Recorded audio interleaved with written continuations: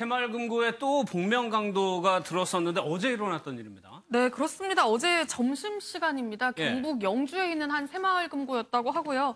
직원이 4명 있는 아주 작은 새마을금고예요. 아, 직원이 4명? 예, 이 직원 4명이 청원경찰도 없이 지금 영상이 나오고 있는데 직원 4명이 그 안에서 점심을 먹던 시간이었다고 합니다. 점심시간이라 4시 이렇게 앉아가지고 옹기종기 점심을 먹고 있는데 뭔가 딸그락거리는 소리가 나길래 남자 직원이랑 나가봤더니 저렇게 지금 복면을 쓰고 검은색 상의에 검은색 하의를 입고 안경까지 쓴 그리고 흉기를 들고 지금 위협을 하고 있죠. 지금 보자마자 저렇게 흉기를 들고 위협하면서 저 2사람을 금고까지 데리고 가는 겁니다. 저렇게 위협한 상태에서 금고로 데리고 가서 가방을 주고 현금을 담으라고 요구를 했고요. 그 과정에서 한 4분 걸렸다고 해요. 이걸 다 담기까지, 현금을 담기까지. 현금을 가지고 도망갈 때까지? 네, 그렇습니다. 4분 만에 4,300만 원을 담아가지고 정말 그림같이 사라졌습니다. 경찰은 7분 만에 도착을 했습니다. 강도는 4분 만에 떠났고 경찰은 7분 만에 도착을 했고. 이 당시 상황에 대해서 새마을금고 관계자, 경찰 얘기를 좀 한번 좀 들어보겠습니다. 저기 문에 잠복처럼 되어 있었고요. 그렇게 밥 먹다가 이상한 소리가 들려서 손님이 남자 직원이 바로 칼을 야구를 했습니다. 범죄 발생 이후에 범인이 도주로 보면은 연문을 이용한다든지 여러 가지 움츠리감이 미숙하지 않나 추정을 하고 현재 추적 수사 중에 있습니다. 박선배 변호사님, 경찰도 얘기를 하고 있는데 4분 만에 털어서 나갔다. 꽤 이거 준비를 한 것 같아요.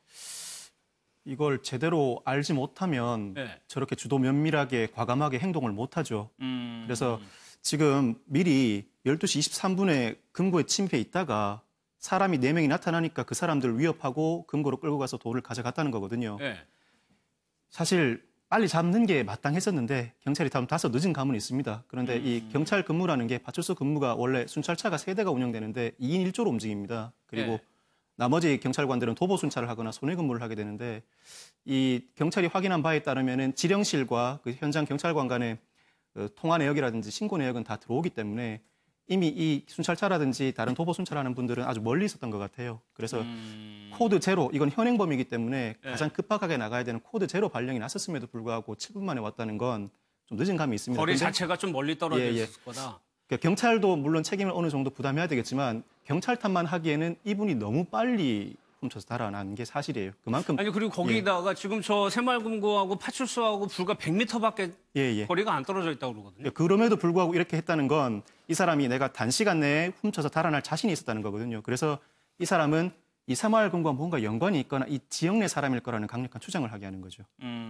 그것만이 아니에요. 이 CCTV가 새마을금고 돈이 있는 데니까 여러 군데가 있을 텐데 하나도 안 찍혔다면서요. 그러니까 지금 보신 화면이 거의 전부라고 보시면 될 것 같습니다. 그러니까는 CCTV 사각지대로 다니면서 어떻게 보면은 자신이 찍히지 않는 동선을 이용해서 지금 금고까지 갔다가 이제 자리를 떴다라는 게 지금 경찰의 이야기인데요.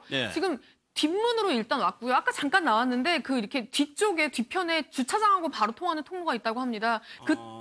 이 통로를 이용해서 들어와가지고는 한 3, 4분 동안 잠복을 하고 있다가 잠복이라는 표현을 써도 될지 모르겠는데 기다린 거죠? 그러니까 아마 4사람 모두 식사를 하러 가기 위해서 창구 자리를 비운 어떤 그 시간을 기다린 것 같습니다. 왜냐하면 창구 자리에 앉아 있는 상태에서 돌발 상황이 생기면 바로 자리에 있는 비상벨을 누를 수가 있거든요. 그런데 이제 그걸 못하게 하려고 바로 4사람, 아마 4사람이 점심시간에 이렇게 다 한켠에서 모여 앉아가지고 식사를 한다는 사실도 알고 한 게 아닌가 지금 그런 생각도 이제 드는 상황인데요. 어쨌든 굉장히 주도면밀하게 범행을 했고 범행하고 나서는 저렇게 그 출구로 나가서 담을 넘어가지고 바로 옆 건물로 넘어갔다고 하고요. 그 자리에 옆 건물로 넘어간 그 자리에 오토바이를 하나 대기를 시켜놨다고 합니다. 그래서 그 오토바이를 타고 그 자리에서 그냥 진짜 그림처럼 사라져버린 건데 지금 24시간이 지났거든요. 지금 오후 4시가 다 돼가니까 거의 한 28시간인가요? 아직까지도 지금 경찰이 저 사람이 누군지조차 그 오토바이가 어디 있는지조차 지금 특정을 하지 못하고 있는 상황입니다. 박 변호사님, 사실 저런 거는 경찰이 굉장히 좀 빨리 잡을 수 있잖아요. 인물 특정만 되면 반나절 만에 잡습니다. 근데 인물 특정이 안 되니까 문제죠. 인물 특정만 되면 뭐 목격자, 주변 인물 탐문 조사하고 주민등록지, 차적지 조회하고 핸드폰 위치 추적하면 금방 잡거든요. 근데 복면을 쓰고 있잖아요. 그런 상태다 보니까 인물이 특정이 안 되는 건데 인물이 특정된다는 게 그 얼굴만 알면 된다는 얘기인가요?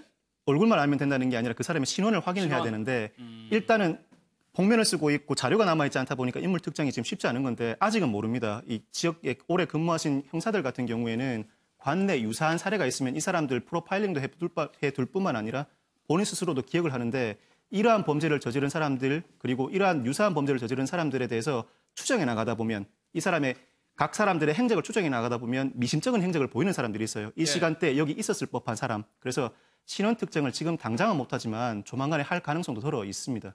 그런데 유영걸 대표님, 새마을금고 강도 사건이 제가 듣기에도 지금 몇 번째거든요. 예, 수시로 나고 올해 벌써 4번째 났거든요. 네 번째? 났는데 거의 공교롭게도 경북 지역에서만 3번이 난 거예요. 이번에도 영주에서 났잖아요. 지난번에 영천에서 났고 울산에서도 나고 충남에서는 아산에서 한 번 났는데 이게 공통적인 특징이 도심에서는 약간 떨어진 우리도 동네 왜 새마을금고 보면은 그렇게 번화가에 안 있고 약간 좀 맞아요. 떨어진 데 좀 있는 거 많거든요. 예. 그러니까 이번 범인이 주도면밀하게 준비했다고 봐야죠.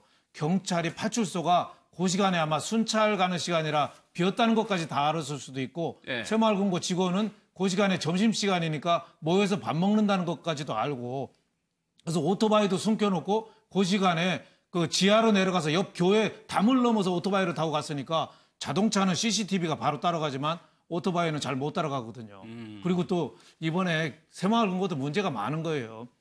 청원경찰 정도는 이 정도면은 어느 정도 규제를 완화한다지만은 돈이 저렇게 한 번에 그 수억, 수십억이 왔다 갔다 하는 아무리 마을금고라지만 하는 데를 청원경찰 하나도 없이 저렇게 직원 4명이 무방비로 저렇게 있느냐. 그것도 좀 걱정이고 또 하나는 CCTV가 이번에 아주 흐릿한 거라 나온 게 키밖에 안 나왔어요. 키가 168에서 170 정도 사이 된다는 것밖에는 알 수 없는 저런 아주 굉장히 뒤떨어진 CCTV 저거에 나오니까 복면 했죠. 안경 썼죠. 그러니까 뭐 알 수가 모자까지 썼으니까 알 수 있는 게 하나도 없죠. 이번에 그래서 새마을금고 보안에 대한 뭔가 좀 각별한 대책이 좀 필요하지 않느냐 싶습니다. 인상착의를 저희가 한번 좀 전해드리겠습니다. 40대 남성으로 추측이 되고요. 키는 170cm 전후가 되고 뭐 마스크하고 모자를 썼기 때문에 정확한 얼굴은 식별이 안 타는데 오토바이를 타고 일단 도주한 상태고 아직 검거가 안 됐습니다.